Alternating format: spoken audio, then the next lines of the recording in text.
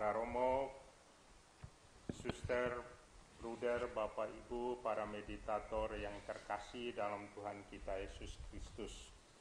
Berbicara tentang buah-buah meditasi, tadi yang pertama saya katakan bahwa meditasi Kristiani yang sedang berkembang ini adalah buah penemuan dari John Main terhadap harta terpendam dari Gereja Katolik, di mana awal-awal dulu ya dengan Yohanes Cassianus dan bapak-bapak padang gurun itu doa ini sudah berkembang tapi akhirnya menghilang dalam gereja, lalu sekarang ini dimunculkan lagi, dan ini harta terpendam yang bukan hanya dimiliki oleh biarawan-biarawati, para kontemplatif, tetapi juga kita semua umat beriman. Dan malam hari ini kita berbicara tentang buah-buah meditasi. Kita perlu belajar dari pohon. Ya, Yesus memberikan perumpamaan tadi tentang pokok anggur, dan kita perlu ingat ya bahwa pohon tidak pernah menghasilkan buah untuk dirinya sendiri, untuk dinikmati sendiri. Tetapi pohon selalu menghasilkan buah untuk dinikmati oleh binatang, burung, dan juga manusia kita semua. Ya, itu kita hidup dari kemurahan pohon yang berbuah, ataupun buah dari pohon juga untuk menghasilkan benih demi kelanjutan kehidupan seterusnya.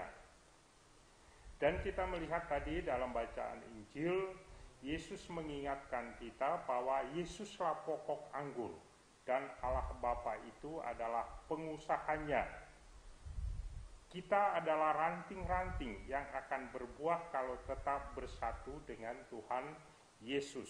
Kita ingat bahwa Yesus sampai ke titik ini bersatu dengan Allah, dan dia mau kita bersatu dengan dia adalah bahwa dia berpuasa selama 40 hari 40 malam untuk bisa menemukan dirinya sendiri ke titik ini. Dan dia mau kita juga sampai ke titik itu.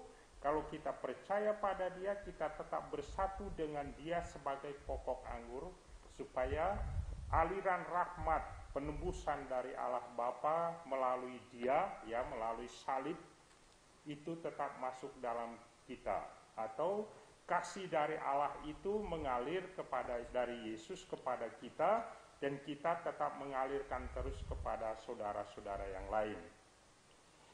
Yang berikut berbicara tentang meditasi Kristiani, itu adalah sebuah disiplin rohani yang membawa kita masuk dalam proses ini untuk berbuah, ya, proses di mana ranting tetap bersatu dengan pokoknya, ya, sama dengan Yesus tetap bersatu dengan Allah Bapa. Demikian juga kita tetap bersatu dengan pokok anggur kita, yaitu Tuhan Yesus, dan itu ditemukan oleh John Main. Dia melihat lagi akarnya lebih mendalam dari bapak-bapak gereja, bahwa kalau kita tetap bersatu dengan Yesus, kita akan berjalan sesuai dengan tuntunan dan bimbingannya. Meditasi Kristiani itu bukan suatu tujuan untuk relaksasi diri atau mencari kedamaian atau supaya doa-doa kita terkabulkan dengan lebih mudah. Tidak. Kalau kita mulai mengejar itu, berarti kita mengejar sesuatu sesuai dengan kemauan kita sendiri, kehendak kita sendiri, tetapi bukan dengan kehendak Tuhan. Meditasi Kristiani itu sebenarnya merupakan jalan sederhana untuk tetap bersatu dengan Tuhan. Memang saking sederhananya karena hanya mengulangi satu kata doa, dan juga kata itu diulang-ulang, ya, atau disebut juga dengan mantra. Itu yang seringkali orang tidak merasakan. Tapi kalau itu diulang terus-menerus lama-lama, mantra yang sesuai dengan pengertian nenek moyang kita dulu, yaitu kata doa, itu akan memberi kita kekuatan, keteguhan bahwa Yesus adalah Immanuel, Tuhan beserta kita. Kunci utamanya adalah tadi, ya, kata doa atau mantra yang diulang-ulang. Jadi kalau mantra yang diulang-ulang itu untuk membantu kita supaya aliran darah ya atau aliran dari pohon, dari pokok itu bisa masuk ke ranting-ranting itu, kalau diulang terus-menerus itu seperti nafas kehidupan. Dan mantra yang diulang-ulang itu akan membawa kita dari doa yang selama ini kita pakai otak akan turun ke hati ya, dan menjadi kalau kata itu menggema mulai hidup dalam hati kita, di mana saja kata itu akan menggema, dan itulah doa yang hidup ya. Dan kalau kita mendengar berita, kalau berita itu baik, kita akan tetap mengulang kata itu sebagai syukur kita. Kalau kita mendengar suatu berita, kalau berita itu tidak baik, juga akan tetap membuat kita menjadi kata doa itu menguatkan kita. Keheningan batin akan memberi pengalaman kehadiran Yesus yang menganugerahkan roh kehidupan kita sesuai dengan kehendaknya. Ya, kita harus ingat bahwa sejak kita diciptakan itu Allah menghembuskan roh, nafas ya, ruah ke dalam diri kita, dan Dia mau supaya saat kita bernafas itulah sama dengan kita berdoa ya. Menurut bapak-bapak gereja dulu mengatakan bahwa doa itu sama dengan bernafas. Bernafas itu ya adalah berdoa. Makanya kalau para meditator memasukkan kata doa itu dalam nafasnya ya, Maranatha,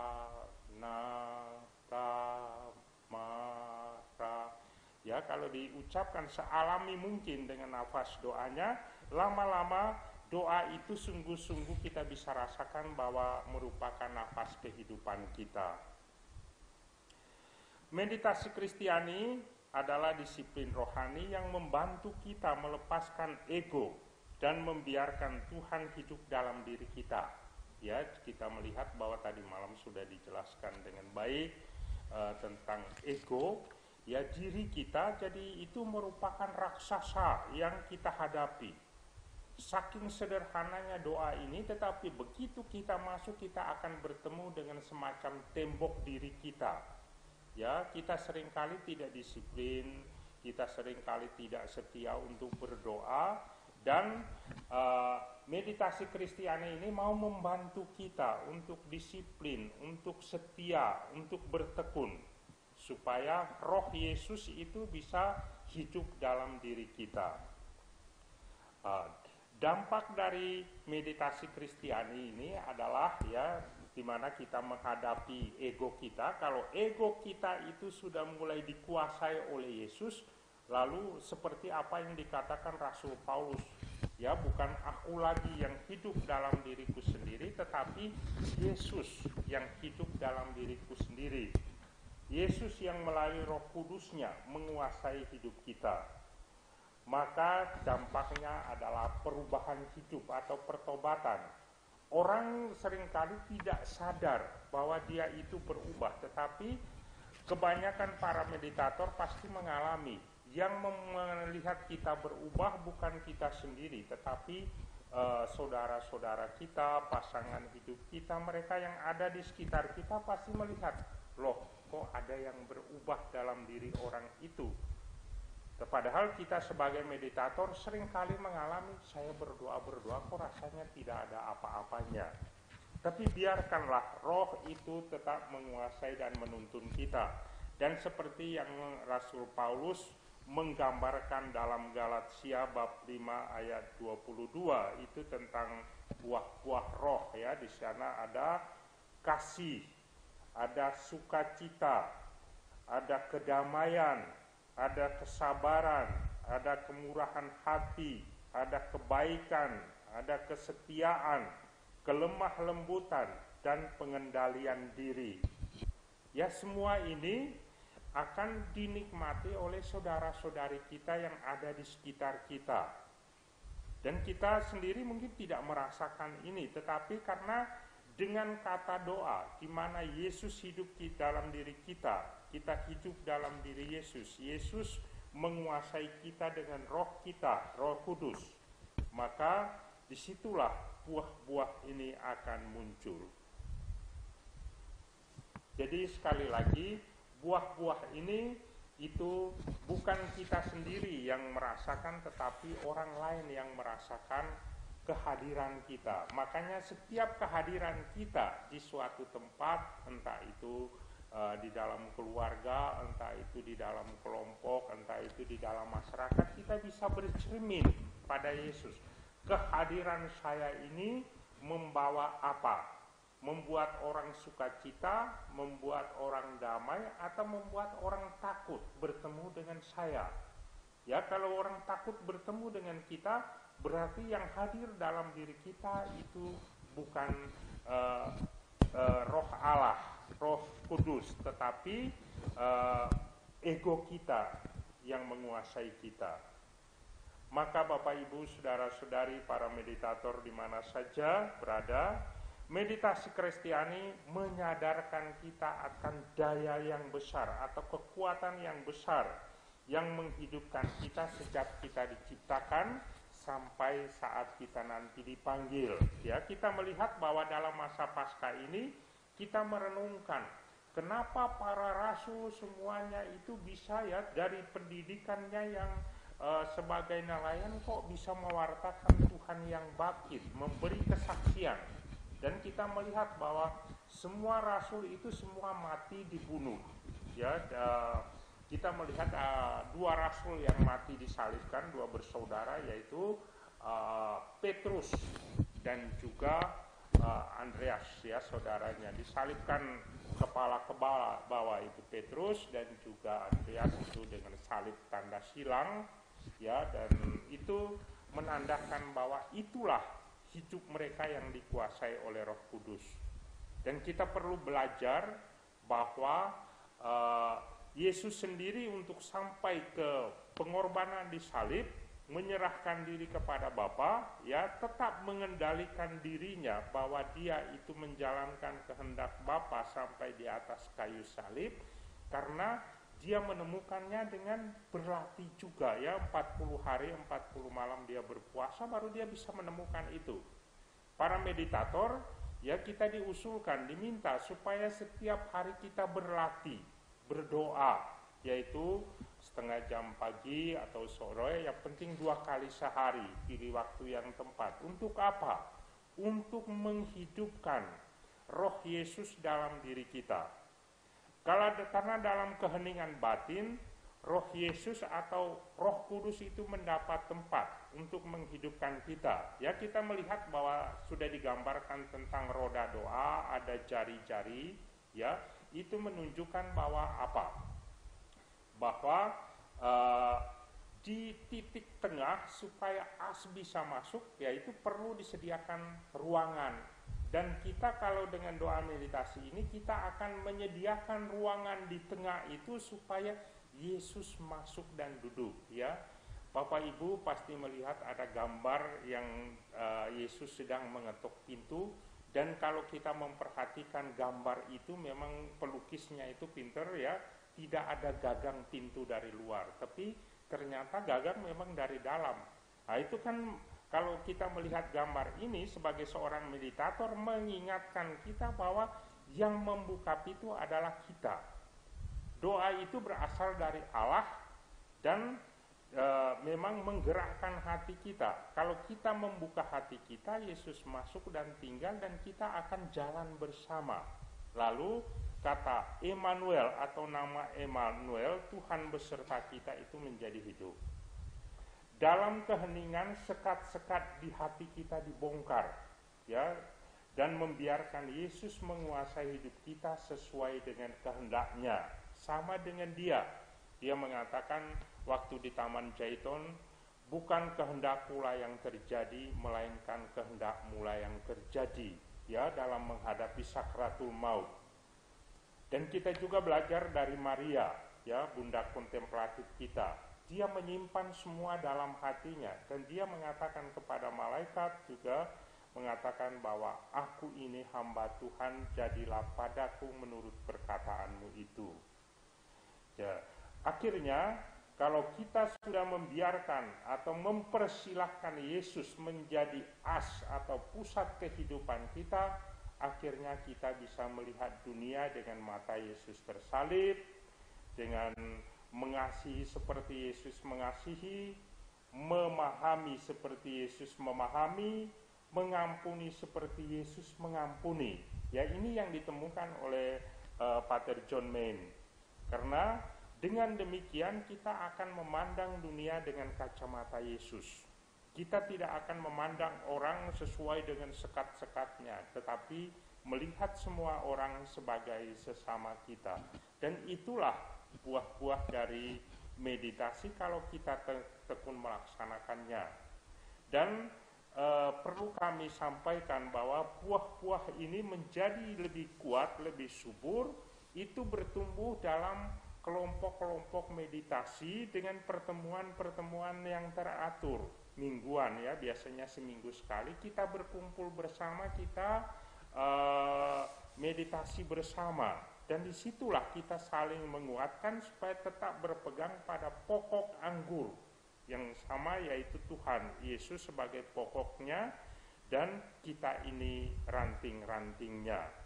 Dan kita juga melihat bahwa sebenarnya dengan corona ini, ya, saya sendiri merasakan bahwa sebagai meditator saya tidak terlalu khawatir. Karena apa? Saya punya kekuatan dan ini lebih banyak waktu kita di rumah, kita bisa ambil waktu untuk meditasi, kita menghidupkan kata doa itu, dan kita kalau sambil berdoa, sambil bekerja, menjalankan aktivitas yang bisa kita kerjakan, kata itu tetap hidup dalam diri kita dan menjadi kesadaran bahwa Tuhan Yesus itu Allah yang selalu hidup dan menyertai kita, seperti Dia menyertai para rasul. Ya, saya kagum dengan Paulus. Paulus itu sekolahnya paling singkat, hanya 3 hari. Setelah itu dia menjadi saksi Yesus yang sungguh-sungguh sampai di Roma, sampai di penggal kepalanya. Para rasul itu mereka sekolah 3 tahun. Setelah itu mereka lanjutkan dengan 40 hari lagi. Setelah 40 hari lagi sebelum Yesus naik ke surga, lalu ditambah 9 hari, ya, untuk menunggu Roh Kudus. Begitu Roh Kudus turun, itu baru mereka sungguh-sungguh menjadi saksi. Kita hidup dalam zaman reformasi. Bapak Ibu, kami ajak bahwa jalan ini adalah jalan paling sederhana untuk bertemu dengan Tuhan Yesus. Dan doa meditasi Kristiani adalah boleh dikatakan yang akan melandasi, menyuburkan lahan kehidupan kita, lahan rohani kita, supaya nanti doa-doa yang lain itu lebih bermakna. Ya, saya mengalami bahwa dengan meditasi kita memperoleh keheningan, dan dari keheningan itu, ya, dimana kalau kita mengikuti Ekaristi yang menjadi puncak dan pusat hidup gereja, kita bisa merasakan bahwa oh betul, Tuhan Yesus itu Dia hadir dulu, sekarang, dan Dia akan menuntun kita ke masa depan. Dan Ekaristi itu puncak kita bisa merasakannya dengan baik. Jadi kalau selama ini banyak orang Ekaristi dengan masih pikirannya kemana-mana, masih mainan HP dan lain sebagainya, tetapi kalau sudah ikut meditasi Kristiani, pasti lama-kelamaan merasa bahwa oh saya harus fokus hadir. Dan juga nanti doa-doa yang lain, seperti sekarang rekan-rekan banyak yang mengikuti novena kerahiman Tuhan, dan besok kita akan tutup dengan minggu kerahiman Tuhan, juga akan merasakan itu. Jadi doa meditasi Kristiani menurut pengalaman saya adalah sebagai dasar yang menghidupkan iman saya dan iman kita semua, dan dengan iman ini akan membantu kita untuk menghayati kekayaan-kekayaan rohani yang hidup dalam gereja. Dengan demikian renungan kita pada malam hari ini sampai di sini, dan saya mengajak Bapak Ibu di mana saja berada, kalau masih haus, saya mau tahu lebih banyak tentang meditasi Kristiani, bisa masuk ke webnya, juga bisa masuk ke Facebooknya, ya, nanti di situ ada, atau bisa hubungi teman-teman yang sudah ikut meditasi Kristiani di mana saja, sudah banyak kelompok di berbagai Keuskupan di Indonesia. Dan di situ kita bisa belajar bersama, karena ini adalah harta terpendam yang boleh dikatakan banyak orang tidak mau mendalaminya. Tapi kalau kita sudah mendalaminya, itulah kekuatan kita sebagai para pengikut Tuhan Yesus atau murid-murid Tuhan Yesus. Demikian renungan kita malam hari ini. Kita hening sejenak supaya kita mohon berkat dari Tuhan.